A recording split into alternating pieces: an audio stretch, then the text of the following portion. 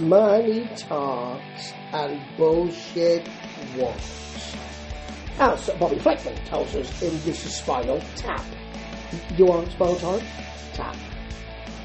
And money does talk. It does. One cannot, in a capitalist society, say it doesn't. It's what it says that's the problem.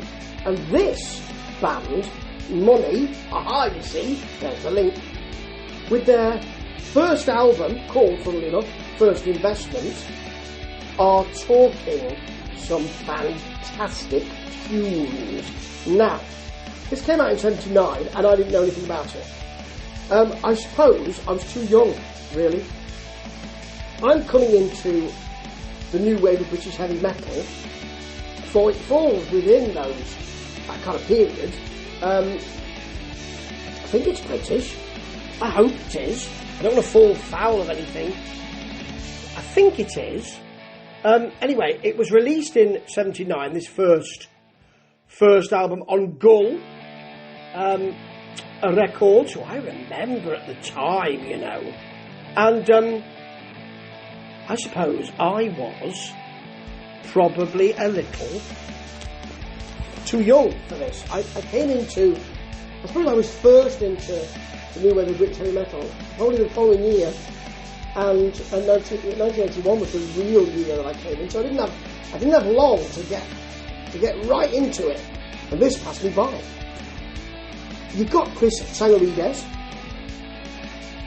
great producer, certainly great new wave of British heavy metal producer, giving a really sharp and quite tough sound to this album. And really, there is a comment that I've read that they were seeing Money as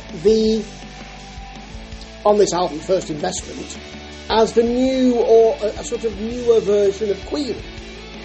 Thomas the Vance was behind them, and I'm not surprised. This is really good stuff. They do seem a bit proggy at times. They do. I mean, at one time, it sounds they've got a bit of folk in there. They've got a bit of Kansas in there in the track Geneva. But anyway, let me get right to the top of this thing. Mariana starts. It bangs. It's got tough guitars. It's got a sharp groove. It's got nice, slow, contemplative moments. Show how nice and how gentle they are. Leon the Jester, though, my word, that's where the album really starts for me. Sharp, flashy, slow, groovy, all those things apply. Really great 70s rolling rock with that sharpness, which I always associate new wave with British heavy metal with that, with thin and sharp. Geneva itself has an off-kilter feel solid. I couldn't get a grip with it. But then in the middle, it's tough, but it's really melodic. Breaks down to some really sweet harmonies. They love doing that. They love taking a moment to say, I'm just going to calm this down for a minute. Lovely harmony, Kansas feel, really groovy as well. Then you've got Opening Night, which is a bit of a sort of a palate cleanser, a sorbet for the rest of the album. It's got folky harmonies to it. Finale, though, has a kind of 70s TV theme feel. Not Grain Chill or anything like that. Wow, wow, wow, wow. Not like that. But a sort of a kind of cop theme. It's got a stop and start groove. Really, really like it. And then Statements of Demands does make those with big drama, massive power chords, big beat. It gives you breathing space to give you some folky moments, but then it bangs away again. It's a massive offer. And they finish with, where have all the dancers gone? Don't know. They should be here on this track. It's groovy rock. It's got a big, important feel again.